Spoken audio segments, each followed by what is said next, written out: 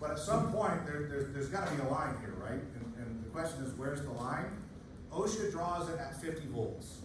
So it's not a matter of high voltage, it's what they're calling it as hazardous voltage. When does an employer have an obligation to start protecting their employee from voltage? 50 volts is considered hazardous. That's when you have to have special knowledge and training about the voltage and the task that you were doing is at 50 volts. And that's AC or DC. And sometimes people ask why. There's two theories about why they get to 50. OSHA will tell you in some of their letters that they have documentation around 50 volts of somebody getting injured, right? So once we can see it hurting people, then that's probably hazardous, right? Some people will talk about grasp potential, meaning, this is DC, direct current. It's not alternating current like the grid. This battery is continuous current, right? It never stops or alternates. If you were to grab it, the concern is that 50 volts and more, you may not be able to let go, right? It's gonna override your nervous system and you're gonna stay holding on. And so some people say the grasp potential really starts at 50 volts. Whichever one, maybe they took both into account, but when we start talking about some scenarios here where you may need to cut batteries or pick up batteries, it's not 50 volts in the batteries, it's 50 volts leaving the batteries. When they're hooked up to motors and wires and energized electrical equipment, above 50 volts, you're gonna have to get some help beyond a first responder, hazmat tech, something like that. We'll talk about how to try to find an electrician or an electrical engineer or something, how do you get those in the middle of the night? So what you built was actually a battery cell. That's a single, and what I have pictured here is the most common lithium-ion battery cell out there right now, called an 18650. There's a bunch of different ways to name batteries, and there's different organizations that come up with names. They don't all agree. In the past, we used like A and AA, AAA, all that kind of stuff. Because there's such a variety now, they've moved to a numbering system. So 18650 is telling you it's 18 millimeters across, 65 millimeters long, but that's a single cell. That's 3.7 volts, 2.2 amp hours. What's really gonna see is you're gonna see battery cells connected into battery modules. So here's a module, and a module means they're gonna charge and discharge together in unison. But also at the battery module level, that's usually where you're gonna start seeing a computer chip called the battery management system, the BMS. Because have you heard the terms like smart batteries or smart charger or something like that? This battery over here is dumb. It doesn't have any intelligence and it has no switch. So if you start charging this, if I just connect two wires up there and plug it into the wall, does it ever know when to stop charging? No. It'll continue to take energy even when it's full, and then it's just gonna start converting it to heat that's gonna overheat and fail. So somewhere there has to be some intelligence to figure out to stop charging the battery. If it's a dumb battery, it better be a smart charger. Or if you've got a dumb charger, right, just a cord that plugs in, you've got to have a smart battery. There's got to be some type of chip in the battery that at a minimum, it has to at least stop the charging. Now some of them do other stuff, right? Like on your phone, the little wire goes to the screen, shows you how much battery life is left in your phone. Some of them will also monitor the temperature of the battery, because if the battery is too warm, they don't want you to charge it or discharge it, because we'll talk about the problem of heat, thermal abuse of a battery. You ever left your cell phone up on the dash and it gets hot, and so in the summer you go out and you pick your phone up, and what's it say on the screen? Shutting down, too hot, because the battery management system has figured out the batteries are too warm. They don't want you to take energy in or out of the batteries. Just let the temperature come down, and then so that's the battery management system protecting the battery. The good reputable devices for manufacturers, the Sonys and LGs and Teslas and DeWalt's, not only have good battery cells, they have good battery management systems. They're ruggedized, they're in a gel so they can vibrate, they're waterproof. So I can have great battery cells. And let's say I buy a scooter with I buy the lowest cost scooter, I'm a bargain hunter, and I give that to my kids for Christmas, right? I'm a cheap Santa. So now I got a little battery management system in there. Let's say it's not waterproof, and they drive that through a puddle, or they ride in the rain, or they leave it out in the yard, like, get your scooter, it's raining, and it gets wet, and I damage the chip. The cells are fine, but now the chip doesn't work. It may not be smart enough to tell it to stop charging. I bring the scooter in and plug it in overnight and go to bed, and now the cells never stop charging. And they're gonna end up catching fire, overheating, something like that. So not all the problems are in the cells. Some of the problems are in the battery management system, this BMS. Now, battery modules can also get attached together to make a battery. So here's a lithium-ion battery on an e-bike. What looks to us like there's one battery involved here, but inside the battery are multiple battery cells connected in modules, and multiple modules connected together to make the battery. So when you go to an incident involving this e-bike, either inside someone's house, or maybe gets hit by a car, you can get dispatched to a technical rescue. Somebody might have fell off a cliff or something, right? Rolls down, the battery gets damaged or something. And you're there getting all the ropes hooked up, gonna carry him on the Stokes. And maybe we end up bringing this bike up, and we put it in the ambulance or put it in a utility vehicle, we're gonna take it back to the station. They go to the hospital, and then a little of that white smoke starts coming out of this battery, or it catches on fire. They get hit by a car, we put it out, and we think there was one battery, one fire that's been extinguished. But the reality is, one of these battery modules or battery cells, that might have been what was burning, and you put that out. The heat from this fire damages these ones. What could happen a couple hours or a couple days later? We have a second fire. And so sometimes we keep thinking, oh, it's a rekindle. Technically, it's a new set of battery cells. It's the same battery, but you can keep having more fire events over and over again because we have multiple cells and modules inside there. Have you guys seen the stories in the news about the Teslas reigniting in the tow yard, or these stories about a fire department going back 2-3 times in the same electric vehicle? There's the Tesla Model S has these same battery cells in the bottom, 18650s, over 7,000 of them in the bottom. So when you have a vehicle fire, you might burn up a few hundred of these. There's plenty enough for another fire and another fire, because there are 7,000 of them organized into modules. So by the way, this battery module on this e-bike is 48 volts, 16 amp hours. The volts is a measure of how much energy leaves the battery and goes down the wire.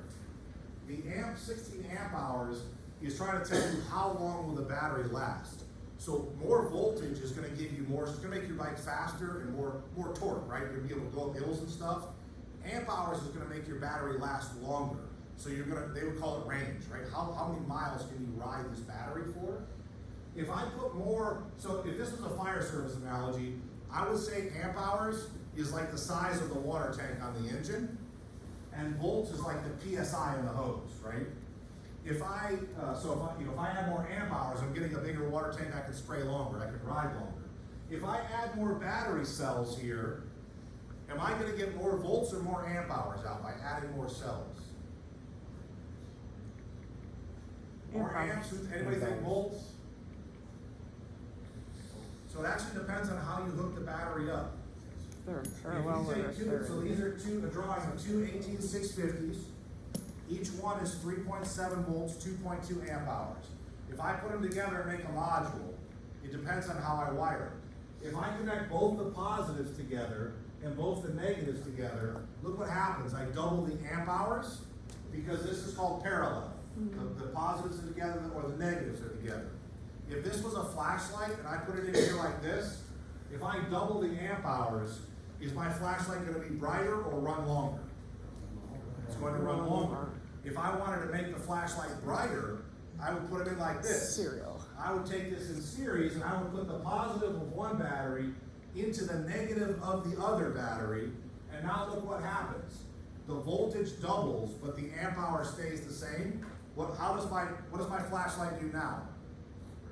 It's twice as bright. Does it run any longer? No. I get more voltage, less range. Let's try this. Look at your toy box there. There's a couple little electrical kits. You can keep one, partner with somebody, pass another one to a nearby table. Here you go.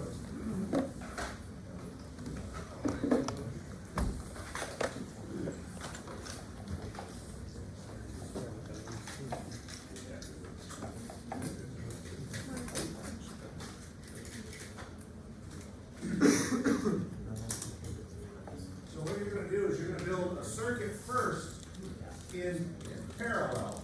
So take the two battery modules, and they actually have little slots. They'll slide together like Legos. So see this holder here? Slide these together next to each other. So that the blacks are together and the reds are together. And so build this before you put your batteries in. Then then make a wire go from the battery to the switch to the light bulb holder, and the light bulb holder back to the other side of the batteries. It's a circle to complete the circuit. When you put your AA batteries in, they need to face the same direction. The batteries have a positive end and a negative end. If you can't see the little plus and minus, the positive end has a little outie belly button, right? That needs to go in the same direction. They both should be pointing up. Don't worry about the color of the wires. So your two little battery holders here will slide together like Legos. Yep. So they got little slots there. So just slide those together.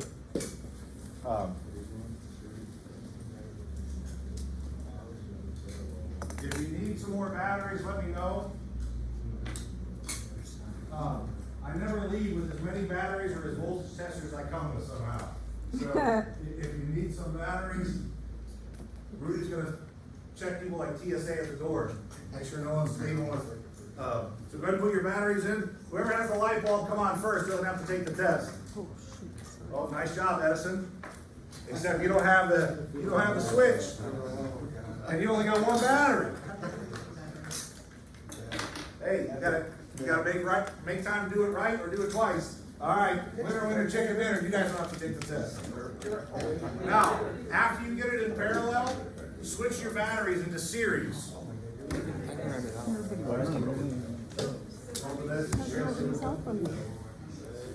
Anybody else need batteries? Did I give you double A? Did you get it to work? Don't need that.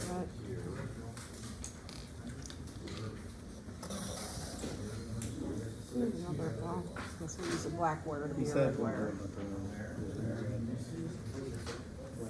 You need to go. If you got a little blue box in there, there's batteries in it.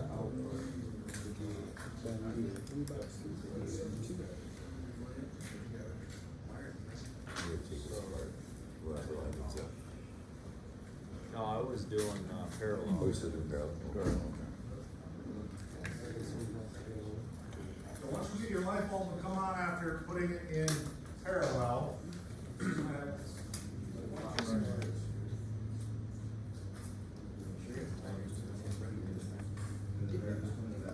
there you go. Now yeah.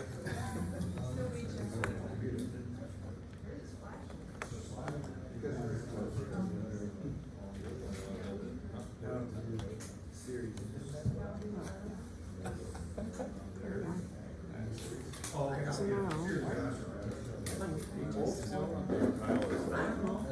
If you go from parallel to series, what's going to happen to your light bulb?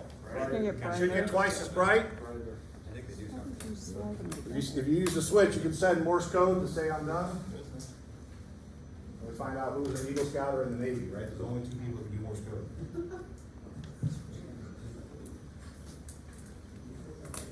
Or an AM radio.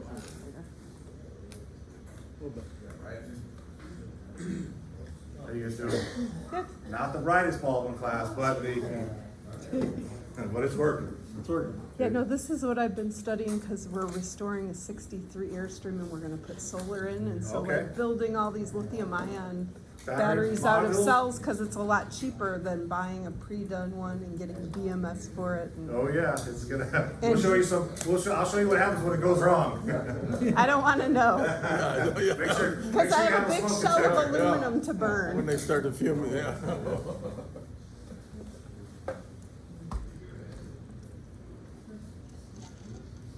That you broke it?